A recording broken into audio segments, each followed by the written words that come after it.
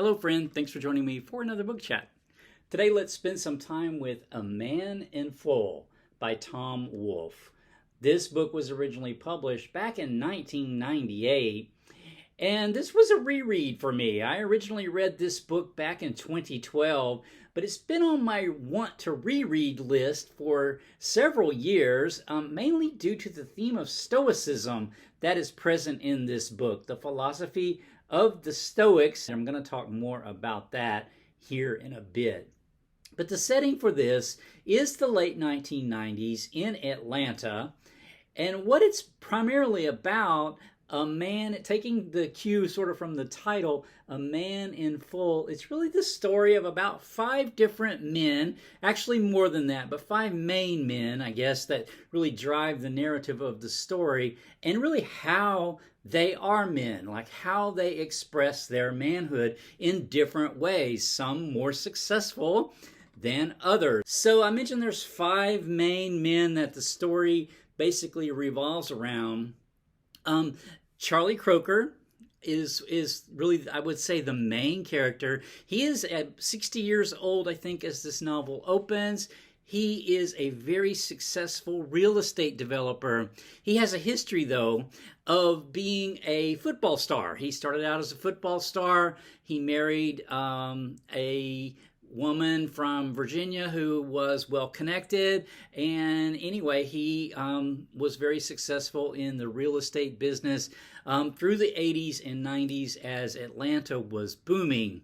And so he really expresses his manhood and his masculinity in kind of ways of wealth and power. So it's really kind of a display masculinity. He owns a plantation that's sole use really is to be used for quail hunting. It's in South Georgia. The employees that work there, the African Americans mainly, they all call him Captain Charlie.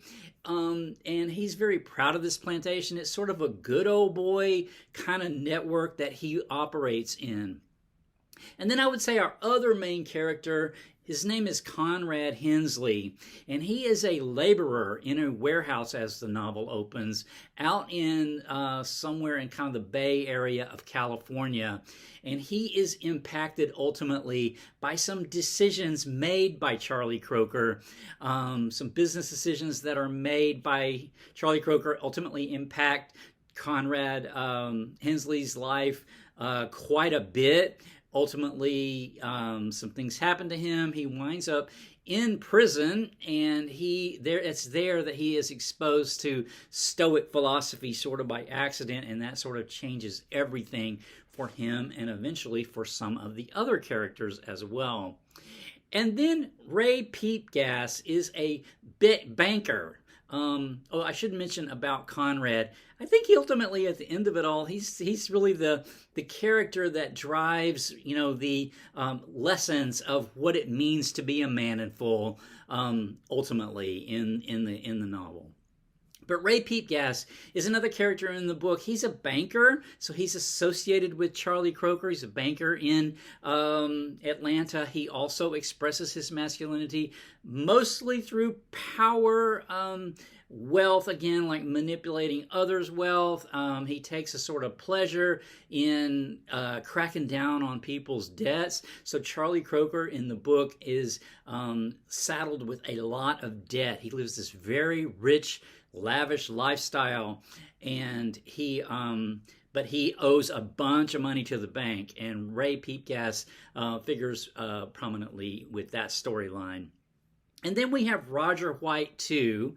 He went to a historically black college, and among his classmates, he was known as Roger White 2 or Roger 2 White. So this character's sort of masculinity is tied up in his sort of what he's doing, like as a lawyer, and the life he wants to live, and then also his identity as an African American, and sometimes those are in conflict with himself. But he's ultimately tasked with defending another man here, Farik Fannin, or Farik the Cannon Fannin, who is one of the biggest football stars in the country. And he has been accused of a date rape of a white girl of the daughter of a very wealthy Atlanta businessman and very good friend of Charlie Croker. So all these stories really intertwine.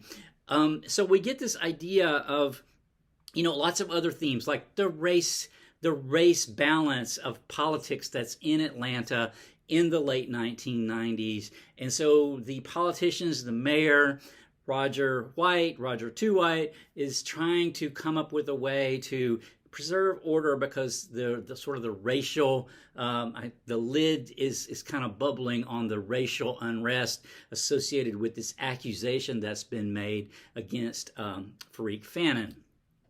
Some other kind of topics that are really, I think, explored throughout the book are capitalism and economic injustice. We see this quite a bit with Conrad Hensley, the character that works as a warehouse laborer as the story opens. There is a chapter in the book that was so stressful for me to read because it's Conrad trying to get this job. He's gone on this job interview and he's trying to park. It's just one thing happens after another for him. And it is so stressful as far as his encounter then eventually with the police and how people who don't have a lot of resources or hardly any resources. He had a very limited amount of money to actually get stuff done, to like get his car out of tow and things like that. It all takes a huge effort. And this is really contrasted then with the lifestyle, for example, of Charlie Croker back in Atlanta, very lavish, very wealthy, even though he's deeply in debt to the tune of hundreds of millions of dollars. And someone like Conrad Hensley can't even get like $60, has to scrape that together to just do rudimentary things like get his car out of tow.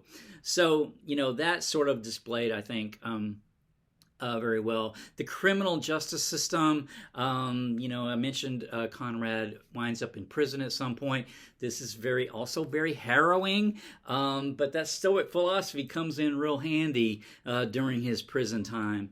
And then politics, I mentioned, how the politics really favors the wealthy in Atlanta at this time, and still, I guess, probably does today, actually. It's where, with sort of a wave of a hand for political favors, huge problems can just simply be made to disappear. So ultimately, though, we are left with the Stoic philosophy that Conrad is constantly reading and talking about. Throughout the book, there are constant quotes from the Stoic philosophers, specifically from Epictetus. And if you've watched my channel much, you've probably seen, or you might have seen, I actually, for book 1 of Epictetus's Discourses, I actually went chapter by chapter and did chats on each chapter of book 1. I've sort of let that drop again and kind of pick it up periodically, but I did make it through all the way through book 1, and I had plans to start on book 2, but I just haven't done that yet. But I'll link to that playlist down below if you're interested in some of those chats around the Epictetus's chapters of the Discourses. But that figures very prominently in the life lessons that are learned ultimately by Conrad, and then others also eventually in the book as well. There's a couple of quotes here that I thought I would mention. One is about Conrad describing the Stoic philosophy to another one of the characters. And he says, most philosophies assume that you're free, that you've got all these possibilities, and it's like you can design your own life any way you want. Well, the Stoics, they assumed the opposite. They said that, in fact, you have very few choices. You're probably trapped in some situation. Everything from being under somebody's thumb, to being a slave, to disease, to actually being in jail. They assumed, in all likelihood, you weren't free. So it's like learning how to control those things that you do have control over and letting go of those things that you do not have control over.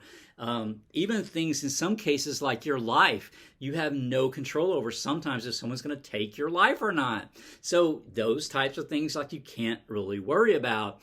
And to me that was really interesting. Then there's another quote also by Conrad talking to another one of the characters, and this is really explaining then what it means to be a man in full. You don't have to have some high position.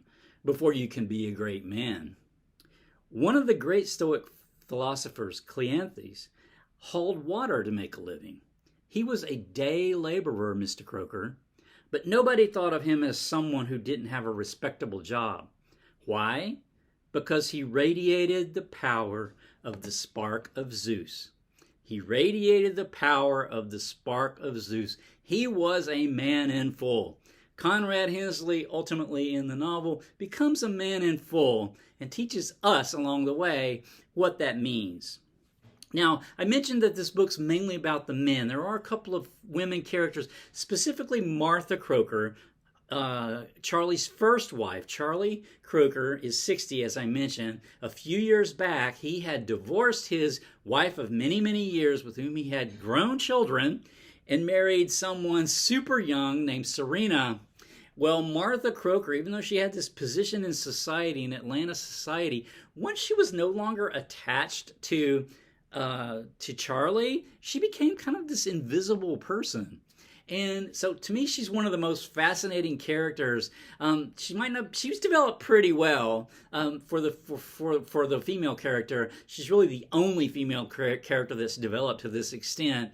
But we see her struggle with personhood and trying to get people to like see her, just being seen in a room full of people. There's a scene with her at a kind of a ball, a gala ball, where she spent a bunch of money to go to this, and only one person, and I won't give that away, ends up noticing her at this ball, and he kind of has an ulterior motive, but it kind of works out, so yeah, it's okay. Couple other things I'm going to say about this book before I run out of time is Tom Wolfe really likes to talk about clothes. So, men's clothes. If you know the author, which I'm not that familiar with him, I kind of have a vague memory of him. But if you read up on him a bit, he was quite the clothes horse. So men's clothes in particular are described in very great detail. That you don't always get that in books, right? Often you'll get the clothes of the female characters described, but not so much the male characters. And here you get the male clothes described very, very carefully. To me, the most interesting part of the book was this interaction between Conrad Hensley and the philosophy of Stoicism, which he just sort of stumbles across, and it was this life-saving thing for him. And that was fascinating to me, because how books and how ideas have this kind of life-changing power. Even these ideas that are centuries old, couple of thousands of years old, still have the power to impact people's lives in this way, and really saves his life and has a bigger impact among our other characters. As I mentioned, that last bit, when that all sort of gets wrapped up, feels a little bit rushed in this book, but nevertheless, it is the most powerful part of reading this as far as I'm concerned. I have heard that this is being adapted into a Netflix limited series, so that will be really interesting to see how that plays out. I think it's a huge book, so it's definitely got multiple episodes in there. That probably could go for several seasons, actually, with the amount of material that's in this novel. But I'll be interested to see that when and if it ever is released, so I'm looking forward to that. All right, I'm going to close the chat there. My next chat is going to be Querelle of Brest by Genet. I've finished this already. I'll have a chat on it coming up fairly soon. So until next time, take care.